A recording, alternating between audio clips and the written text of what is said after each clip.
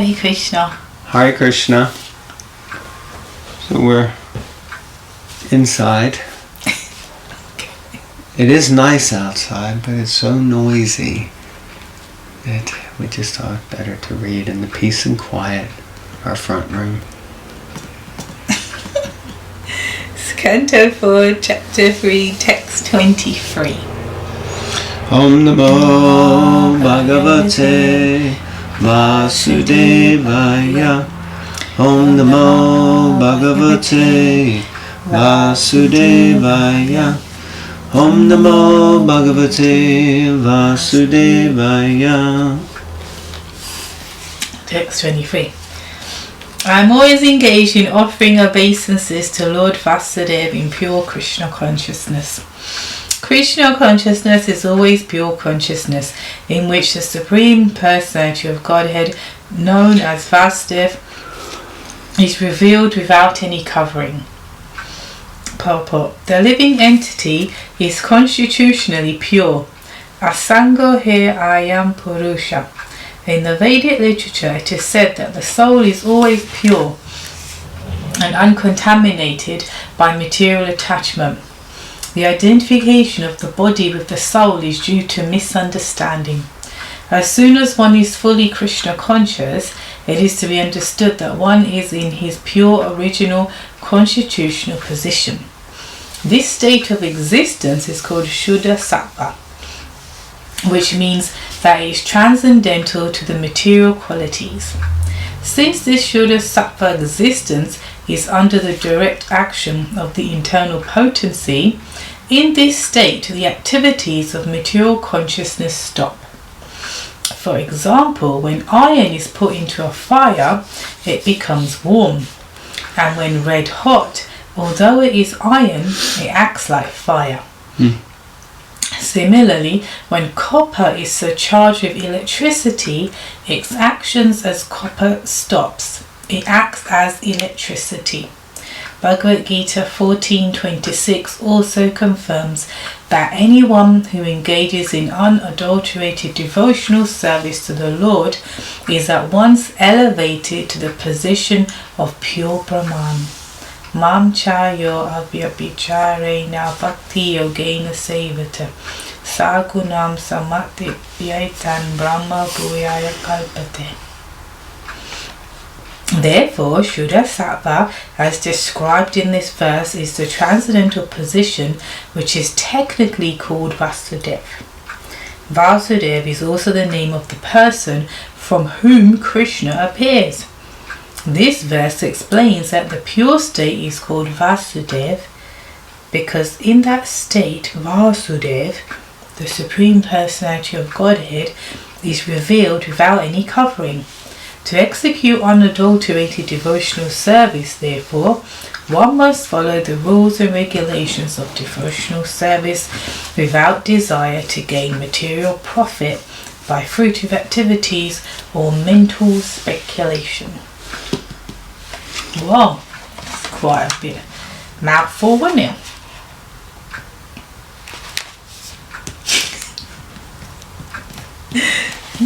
But I just found it interesting. Like, it's explaining how, let me see, the material covering, like the soul is always pure and uncontaminated, but it's covered. And I was just thinking how even when you come to Krishna consciousness, sometimes you can, you think, yeah, so now I'm not covered, or now I've got knowledge. And theoretically we may have knowledge, but to the degree that we're actually purified and realizing and acting in this knowledge, then we do fight still the material covering internally, whereas externally we look like a devotee and try to act like a devotee. But there are, problems with that because we're not functioning on a devotional level.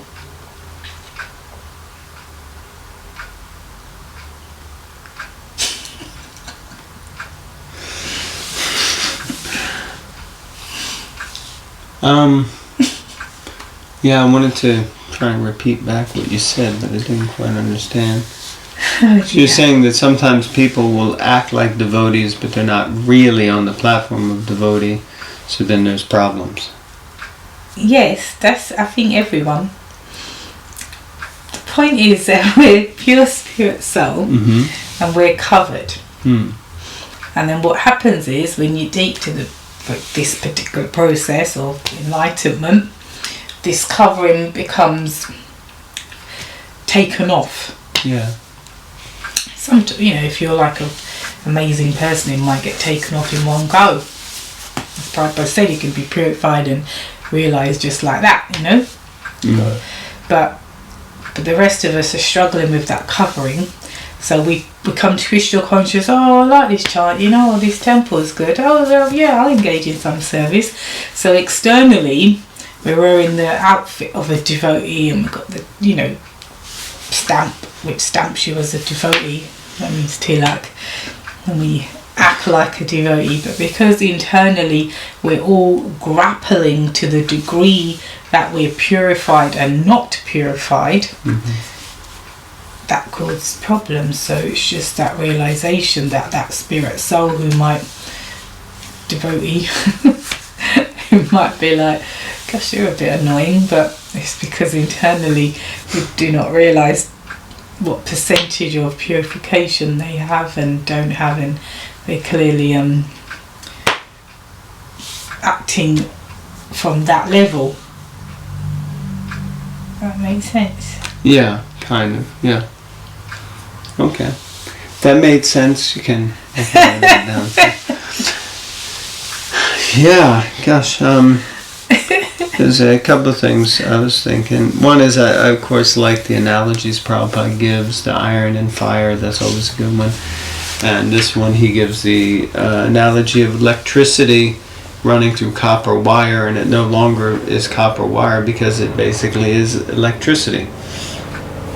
So I like those, but especially I appreciated the point at the end where Prabhupada mentions the Vasudev state, and it's called the Vasudev. And this is this thing that I remember hearing once early on, that I hadn't made this distinction previously, but there's a distinction between Vasudev and Vasudev. And there's that A, after the V, the first A. There's a short one, which is and it's long with a line over the top, and it's A. So it's Vasudev and Vasudev. And Vasudev is the father of Vasudev. So Vasudev is Krishna, and Vasudev is his father. So it's interesting that Prabhupada points out at the end that it's called the Vasudev state, which is because that is... no, Vasudev... Vasudev is the father of Krishna.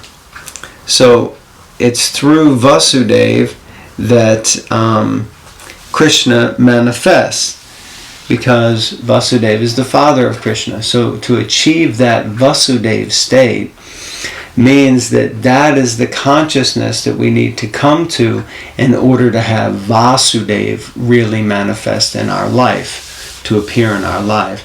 To become Krishna conscious means we need to achieve this Vasudev state. Anyway, I just thought it was an interesting point. Should we read on? Yes, please. The action of the internal potency is also described in this verse as apavit. No. Where are you reading? Impure devotional service.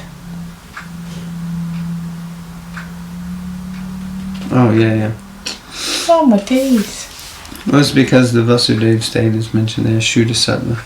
Okay, in pure devotional service, one simply serves the Supreme Personality of Godhead as a matter of duty, without reason and without being impeded by material conditions. This is called Shuddha Sattva or Vasudev. Because in that stage, the Supreme Person, Krishna, is revealed in the heart of the devotee.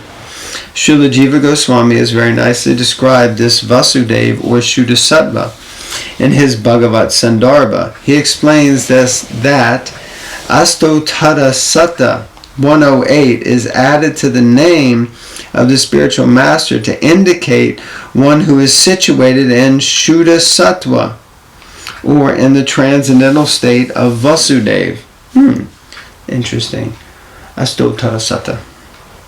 The word Vasudeva is also used for other purposes. For example, Vasudeva also means one who is everywhere or all-pervading. The sun is also called Vasudeva Shabditam. The word Vasudeva may be utilized for different purposes, but whatever purpose we adopt, Vasudeva means the all-pervading or localized Supreme Personality of Godhead.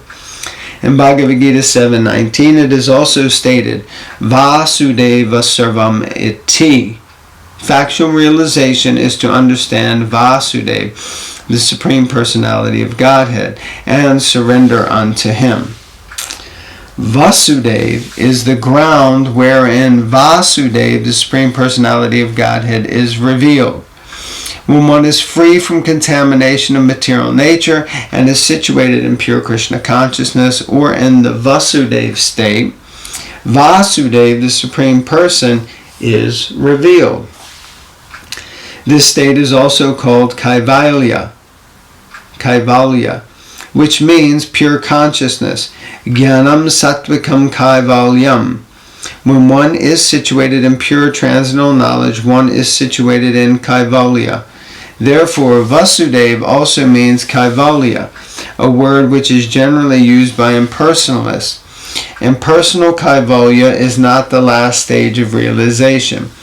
In Krishna consciousness, Kaivalya, when one understands, when one understands the Supreme Personality of Godhead, then one is successful. In that pure state, by hearing, chanting, remembering, etc., because of the development of knowledge of the science of Krishna, one can understand the Supreme Personality of Godhead. All these activities are under the guidance of the internal energy of the Supreme Lord. So that was interesting. A lot of different explanation there about this term Vasudeva, how it has different meanings. Vasudeva is the ground wherein Vasudeva is the Supreme Personality of Godhead, where He is revealed. What's the other point? Jiva Goswami's Astotarasata. So when we say Jayam Vishnupad Paramahamsa Paravrajikacharya Astotarasata, His Divine Grace A.C. Bhaktivedanta Swami Prabhupada. Astotarasata. So interesting to know the origins of that meaning behind it. Okay. The action of the internal potency is also described in this verse as aparvrita, free from any covering. Because the Supreme Personality of Godhead, His name, His form, His quality, His paraphernalia, etc., being transcendental or beyond material nature, it is not possible to understand any one of them with the materialistic senses. When the senses are purified by the discharge of pure devotional service, Rishikena, Rishikesha, Sevanam, Bhakti Uchate, the pure senses can see Krishna without covering. Now one may inquire that since factually the devotee has the same material existential body, how is it possible that the same materialistic eyes become purified by devotional service? The example, as stated by Lord Chaitanya, is that devotional service cleanses the mirror of the mind. In a clean mirror, one can see one's face very distinctly. Similarly, simply by cleansing the mirror of the mind, one can have a clear conception of the Supreme Personality of Godhead. It is stated in Bhagavad Gita 8.8, Abhyasa Yoga Yuktena, by executing one's prescribed duties in devotional service, Chaitasa Nanya Gamina, or simply by hearing about God and chanting about Him. If one's mind is always engaged in chanting and hearing and is not allowed to go elsewhere, one can realize the Supreme Personality of Godhead. As confirmed by Lord Chaitanya, by the Bhakti Yoga process, beginning from hearing and chanting, one can cleanse their heart and mind, and thus one can clearly see the face of the Supreme Personality of Godhead. Sounds pretty good, huh? Yes. What a nice goal to keep in mind, to pay attention and be like in terms of our chanting and hearing, and just keeping that goal in mind, that I'll see the face of the Supreme Personality of Godhead. Jai. Lord Shiva said that since his heart was always filled with the conception of Vasudeva, the Supreme Personality of Godhead, because of the Supreme Lord's presence within his mind and heart, he was always offering obeisances unto that Supreme Godhead. Okay. In other words, Lord Shiva is always in trance, samadhi. This samadhi is not under the control of the devotee. It is under the control of Vasudeva, for the entire internal energy of the Supreme Personality of Godhead acts under his control, or his order. Of course, the material energy also acts by his order, but his direct will is specifically executed through the spiritual energy. Thus, by his spiritual energy, he reveals himself. It is stated in the Gita 4.6, Sambhavam Yatmamayaya. Atmamayaya means internal potency. By his sweet will, he reveals himself by his internal potency, being satisfied by the transcendental loving service of the devotee. The devotee never commands, "My dear Lord, please come here so that I can see you." It is not the position of the devotee to command the Supreme Personality of Godhead to come before him or to dance before him. There are many so-called devotees who command the Lord to come before them dancing. The Lord, however, is not subject to anyone's command. But if he is satisfied by one's pure devotional activities, he reveals himself. Therefore, a meaningful word in this verse is adhokshaja, for it indicates that the activities of our material senses will fail to realize the Supreme Personality of Godhead. There you go. One cannot realize the Supreme Personality of Godhead simply by the attempt of one's speculative mind. But if one desires, he can subdue all the material activities of his senses, and the Lord, by manifesting his spiritual energy, can reveal himself to the pure devotee.